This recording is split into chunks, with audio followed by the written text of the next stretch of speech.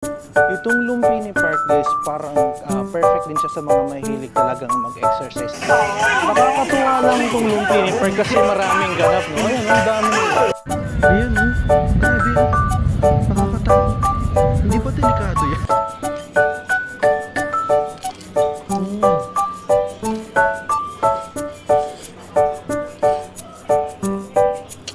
What's up guys? Welcome again sa aking channel and we are back. Currently 5:48 ngayon, no? So, continuation lang to kanina nung ginawa nating vlog from Silom Complex. And right now, nandito na ako sa tapat ng Silom BTS area. And oh, saan ba tayo? Teka lang. So, ayan yung Silom area, no? Then, ang pupuntahan natin is yung Lumpini Park, guys, no? So, yung Lumpini Park ay isa rin sa mga tourist spot dito sa bandang Silom. So, yun ang pupuntahan natin since 600 meters lang siya from our hostel. Gaya nga ng sabi ko, pupuntahan natin yung mga sikat na tourist spot na malapit dito para sa susunod, pupuntahan na natin yung mga malalayo. Yung sinabi ko nga palang building kanina na sikat, yung tinuro ko nung yung nag-vlog ako bandang Silom area, is yung pinakamalaking building guys, and tawag nila is Mahanapun building. So parang nasa hanggang 78 floor siya. So may entrance siya, tapos kung entrance lang medyo makakamura ka, pero kung kasama yung food, nag-range siya ng 1,800 pesos, no? Yun. And right now, yeah, yung makikita natin paano rama. Yeah, Lumpini. I think ito na yun guys, yung Lumpini Park. Itong area na to. Tama nga. Ito na nga. Sobrang lapit lang. 10 minutes of walk or 9 minutes of walk kung mabilis ka lang maglakad. And yan. Makikita natin marami din mga foreigner, ayun, mga foreigner na nagpupunta rito kasi nga isa sa mga tourist spot din dito sa may Silom yan guys. And yung mga katapat niya is naglalakihang building, no? Kilala din pala ang Silom stations guys na ano hindi na mga parang mga Japanese foods, mga ganun, no? Dito sa area na to. Kaya pala nandyan ang Donki, tapos may mga nakita rin akong mga establishment na or mga restaurant na Japanese food ang ino-offer. And yan. And mamaya papasukin natin doon kasi may gate doon and maglalakad-lakad tayo. And titignan pa natin kung ano yung mga makikita dito sa park na to. And siyempre, isasama ko kayo. At dahil tapos na tayo mag-picture dito sa pinakaharap, papasok na tayo sa pinakaloob mismo ng Lumpini Park guys, no? Ayan. Ayan yung pinakabungad. Mas marami yung tao sa loob, syempre.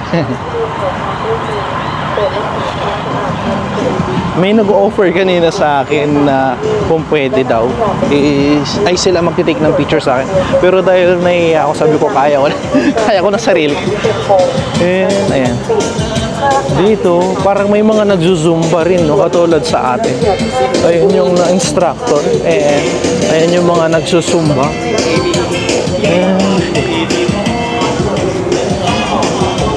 Of course, tuloy-tuloy lang tayo sa paglalakad.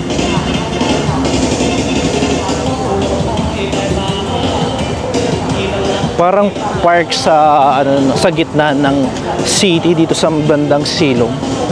And of course, dito mayroong bilihan ng mga snacks and inumin pag nauuhaw. Ayan, kung mapapansin natin, maraming mga nagja-jogging sa area na to.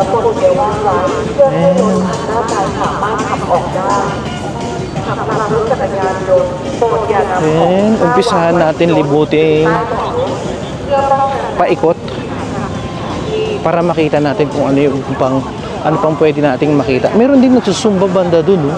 Maliban yung nandito sa area na to. Grabe. Kasi mainit din yung weather dito, no. As makikita nyo, pawis na pawis ako. Yan, marami din mga kabataan na nag-ano dito, na jogging. Usually pag nakikita kong nagja-jogging yung mga may edad, pero dito yung mga kabataan parang masipag silang mag-exercise, no? Ayan.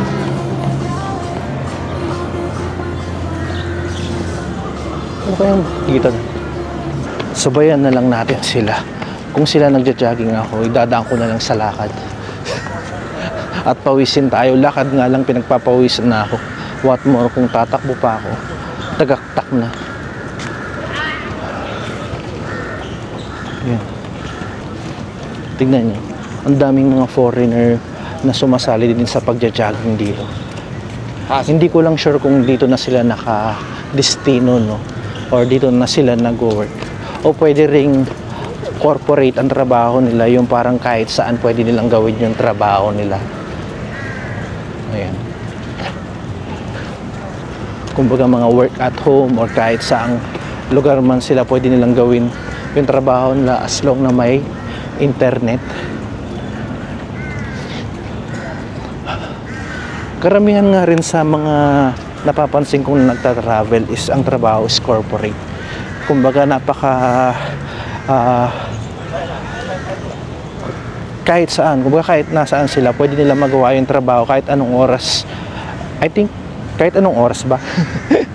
Hindi ko lang sure doon sa oras kung may oras ba sila ng ano or free yung time nila kung kailan nila gagawin yung trabaho or sa-submit yung works nila. Oh, dito meron palang ano dito, oh, swimming pool sa Lumpini Park. Dito sa area na to. Ang hindi ko sure kung free ba siya or may entrance. Ayun, oh. Dito sa area na to.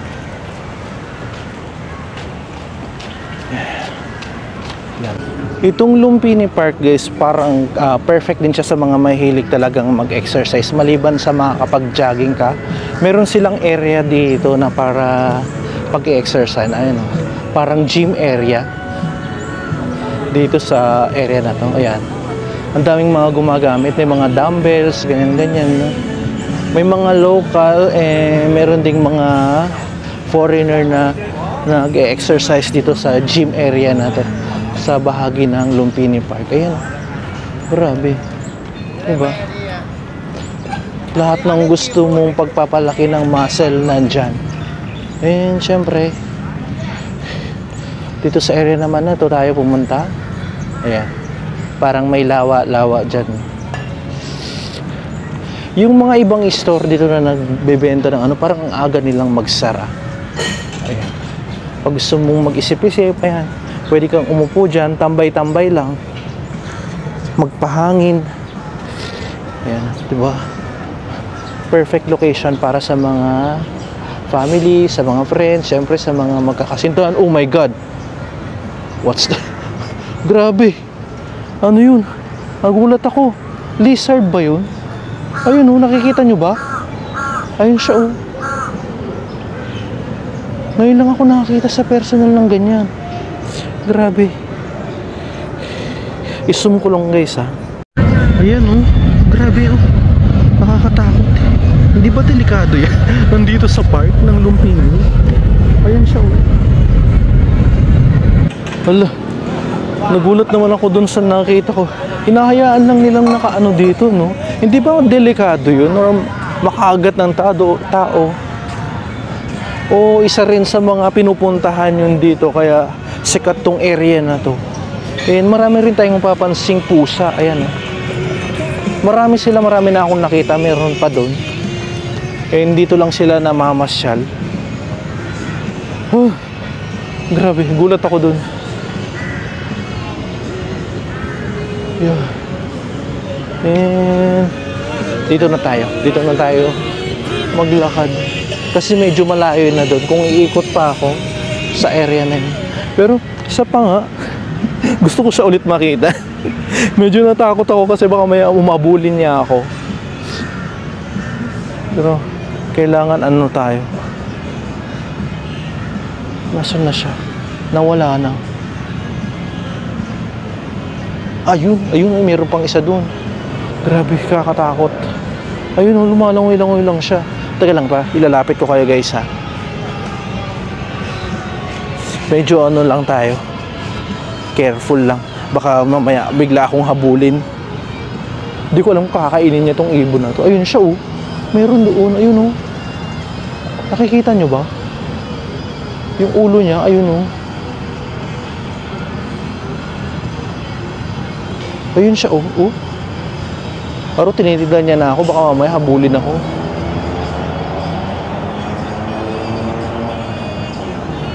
Ayun siya. Nakikita nyo ba?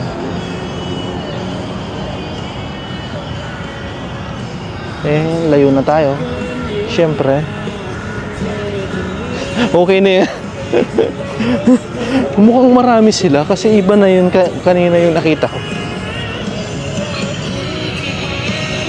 And mag-proceed na tayo ulit sa paglalakad. Kaya nang sabi ko kanina, ang daming mga pusa. Ayan pa.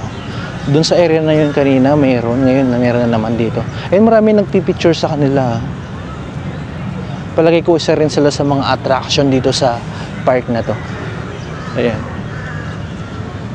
Ayan, of course, ayan.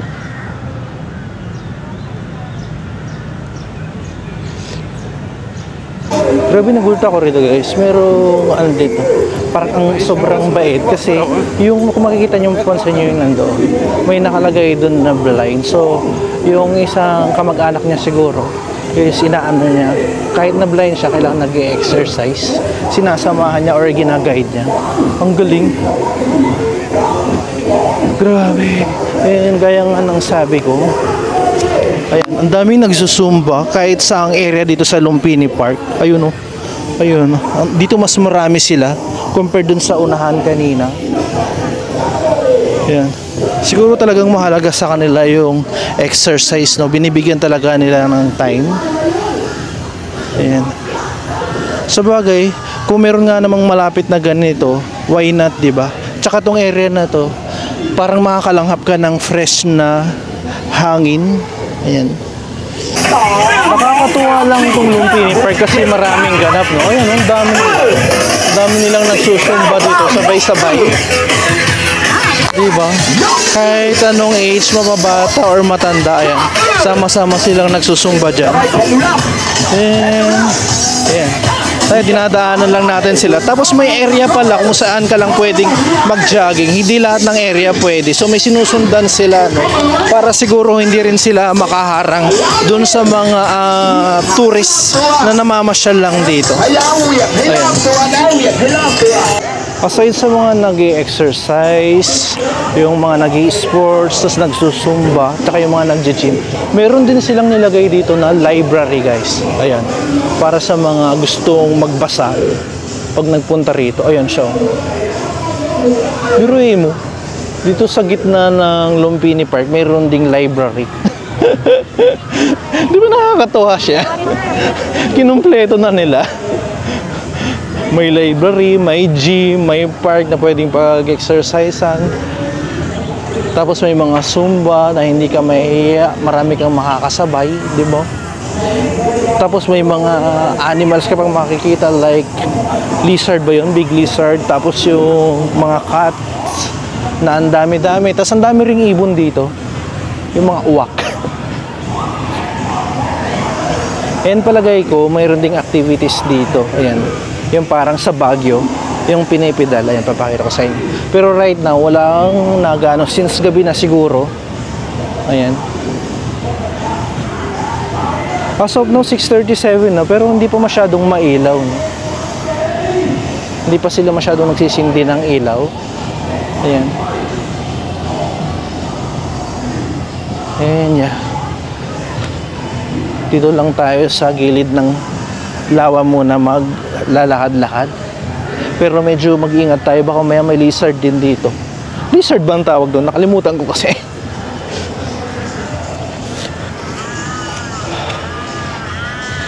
Kasi ang alam ko, mayroong mga nakakatakot na gano'n, yung bigla kang hahabulin or yung kumakain ng mga buong, kunyari, manok, ganyan. Pero dito pakalat-kalat lang sila. Ayan, talagang inaano sila. Napapalibutan ng matataas na building. Kahit saan ka tumingin. Diba? Welcome to Silom, Bangkok, Thailand. Diba? Yan siya guys. And halos nalibot na natin siya. Hindi na natin sinundan yung lane ng mga nagja-jogging kasi masyado siyang mahaba. And naglalakad lang ako. Grabe. Halos halos bahain na yung katawan ko sa pawis. Buti nga medyo umano na, hindi na gano'n kainit, unlike kanina nung pumunta ako ng Silom Complex na talagang sobrang init. Halos umuulan na yung katawan ko. And sa sobrang pagod ko, nakatulog ako ng 2 hours. Ayan, di ba? At least na-experience natin pumunta dito sa Lumpini Park bago tayo pumunta sa ibang tourist spot dito. And marami pa tayong pupuntahan guys, kaya abang-abang kayo. Marami pa talaga. And ngayon palabas na ako guys. Ayan yung mga nasa harap. Kanina na dumami na sila. Kanina konti pa lang, pero ngayon ang dami na. Ayan, palabas na ako dito sa Lumpini Park. Maghahanap na tayo ng makakainan dahil dinner time. It's already 6:50 in the evening. Ayan guys, huling silip. Grabe, ang dami nating nakita dito sa Lumpini Park. Nakakalibang. Nalibang ako actually. Diba? Ngayon maghanap na tayo ng kakainan. Pwede ako sa heavy meal or siguro pwede ring hindi since dinner na lang din naman. Yan, diba? Actually hindi ko pa nasubukan yung mga fast food. Diba natikman na natin parang kari-karinderya nila or mamihan. Then parang gusto kong i-try din yung mga fast food. Pero marami kasi ako nakita dyan na McDo, Burger King. Baka ganun na lang siguro yung magiging dinner ko. And yeah, ito yung pinakaharap guys. Mayroong dito, parang statue. Ayan. So kanina nagpa-picture din ako dito. Nagpa-picture or nagpicture. Mag-isa lang pala ako. Walang picture sa akin. Ayan. At dahil walang tao ngayon, ayan, magpipicture lang ako sandali. Teka lang guys ha. So ayan na nga, binalikan ko itong dito sa Silom Complex. Hindi na ako tumuloy dun sa kanina. From McDo dun sa street food. Ngayon dito ako sa Silom Complex. Yung sinasabi kong Michelin, ayan, itatry natin. So yung in-order ko is siya, nagkakahalaga ng 165 baht. Ito siya guys, yung tom yum noodles with kurabuto pork. Ayan, 165 baht. Tapos yung pinaka drinks ko is I think doon na lang. Yung drinks ko is Sprite na lang, which is 35 baht. So in total nasa 200 baht siya. Halos kapresyo nung nasa McDo. So dito na tayo sa Michelin, di ba? Para matikman natin kung bakit naging Michelin ito. Ipapakita ko sa inyo yung area. Ayan. Ayan yung area guys. Siguro dahil gabi na, hindi na masyadong matao. Pero usually kanina nung pumunta ako rito, maraming taong kumakain. Diba? First experience sa mga Michelin star na yan. Kung dun sa mga street foods, meron yung 2018 lang. Dito meron silang 2, 4, 6, 7 na Michelin mula 20 something yata. 2021, 2022 hanggang 2023 yung Michelin nila. So recognize sila as masarap talaga, no? And maganda rin yung vibe. Napaka-pleasant ng lugar. And at the same time, nandito ko na sa Siloam Complex mismo. And dito, makikita natin yung mga spices nila, no? Yeah. So, magkano ang 200 baht? Nasa 340 pesos and makakatingin pa na ng Michelin. And isa sa rin sa mga target ko na ano talaga, Thai na food is yung tom yum talaga. And yung kinuha ko pala is yung walang soup. And yung pinaka noodles niya, dalawa yung option. It's either rice noodles or egg noodles. Ang kinuha ko is egg noodles.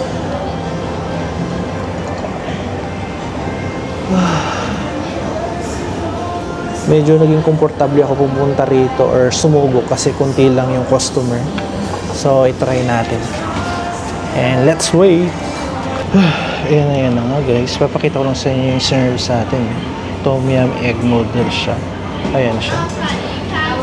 And of course, may drinks tayo dito na Sprite. And let's eat.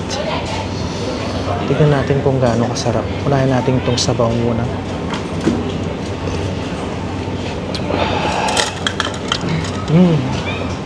Yung sabaw niya parang nilaga. Parang nilagang baka. Then, i-judge na natin itong Michelin na ito. Yung servings niya, hindi ganoon karami. Parang medyo konti para sa akin. Pero siguro nakakabusog na to. Pero pwede na rin kasi gaya nga ng sabi ko, hindi naman kailangan heavy yung kainin ko.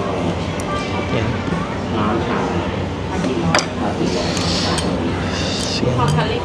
So yung parang pinaka-sauce niya parang nasa ilalim pa, no? Kaya kailangan halu-haluin mo siya bago siya kainin. Parang style niya parang pancit canton.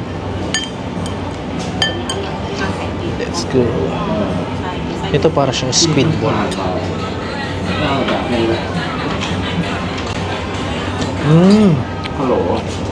Langhang. Parang nga siyang speedball. Sarap. Tapos ito naman, parang itsurang kikiam. Tingnan natin.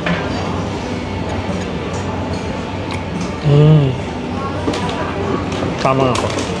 Parang squidball and kikiam siya. Tapos meron siyang pinaka-pork na slice.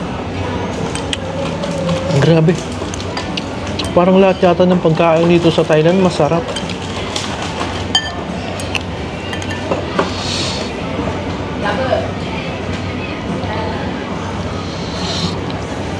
Hindi naman nakapagtaka kasi Michelin nga itong lugar na to. Ayun kasi yung pinaka-egg noodles ng guys.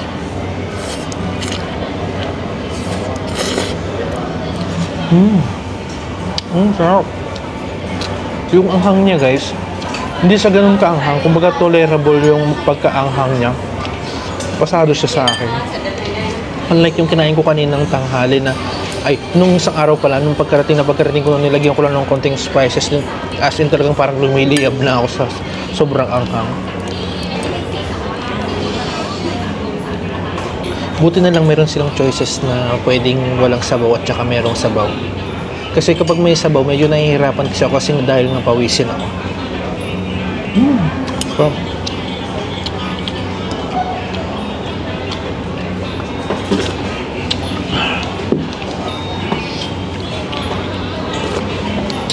tapos meron siyang cracker dito.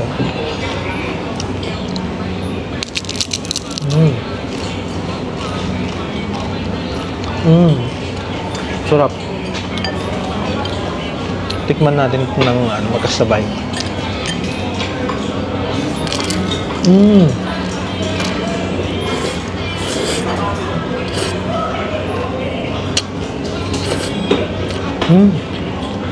Ang sarap.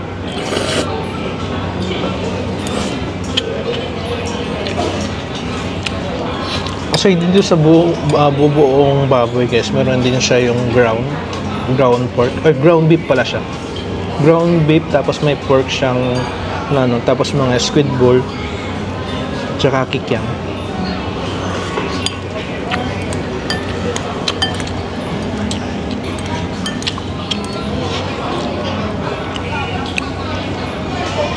Kung gutom na gutom lang ako siguro, itong serving na to is kulang. Pero since gabi na at hindi naman ako nag-heavy meal ng gabi, tama lang tong portion na to para sa akin.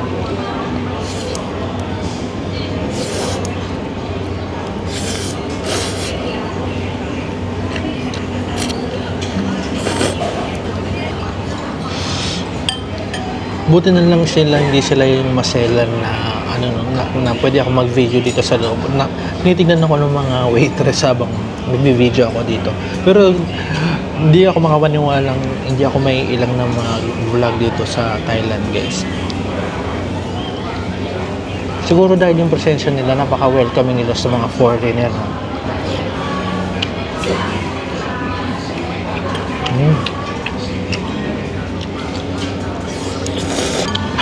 Sarap.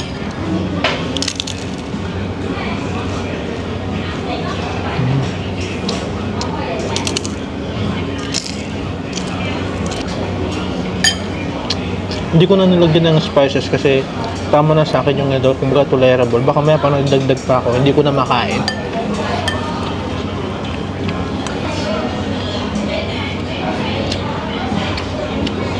Napaka-mild lang nung pagkaanghang niya. Kaya palagi ko kahit yung mga bata pwedeng kainin ito.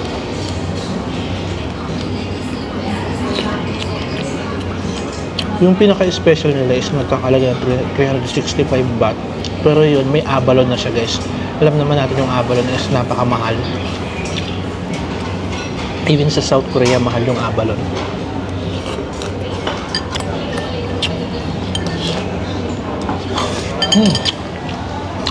Finish. Kayang simot sarap, guys. Katunayan na masarap talaga siya. Kasi naubos ko siya. Bye na tayo.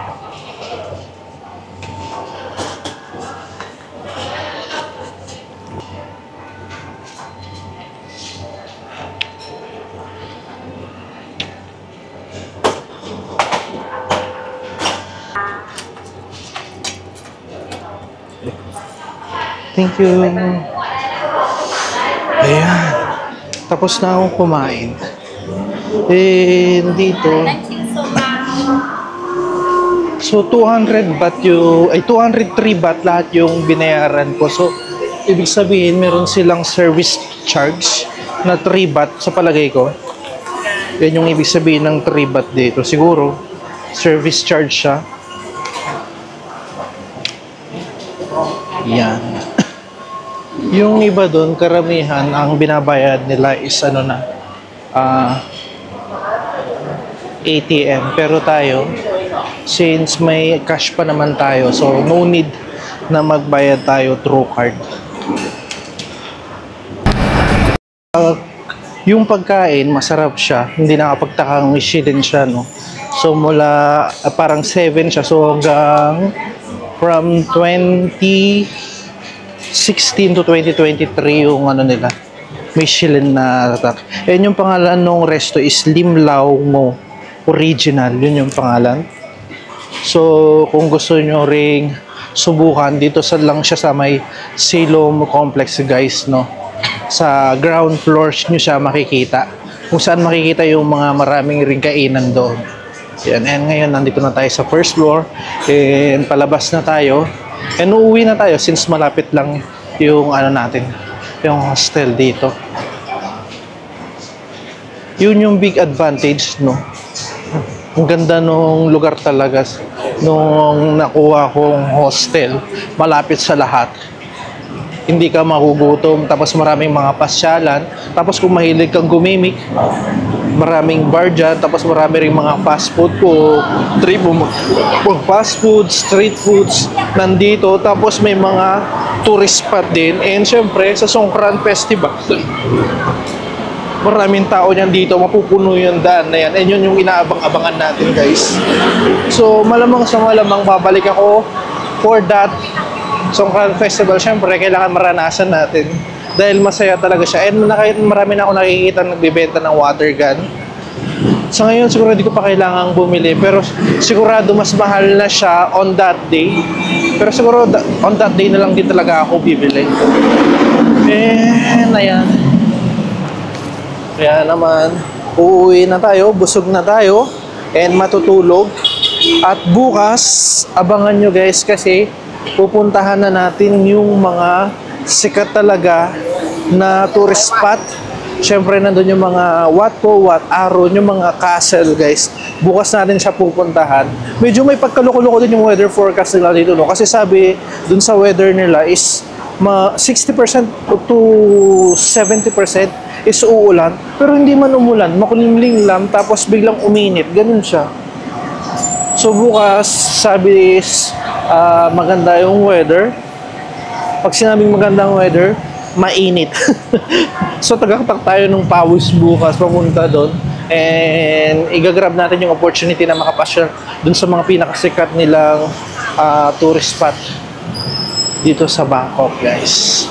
Yeah, at dahil dyan ko muna tatapusin itong vlog na to for today. After natin makapunta sa Lumpini Park and makakain dun sa Michelin Star, ba ang tawag doon? Di ba nakatikim na tayo ng ganon? At kung nagustuhan nyo itong vlog na to, guys, please do like, share, subscribe sa aking channel. And ring nyo na rin yung bell button para updated kayo sa lahat ng gagawin kong vlog dito sa may Bangkok, Thailand, guys. And that's it for today, guys. Bye!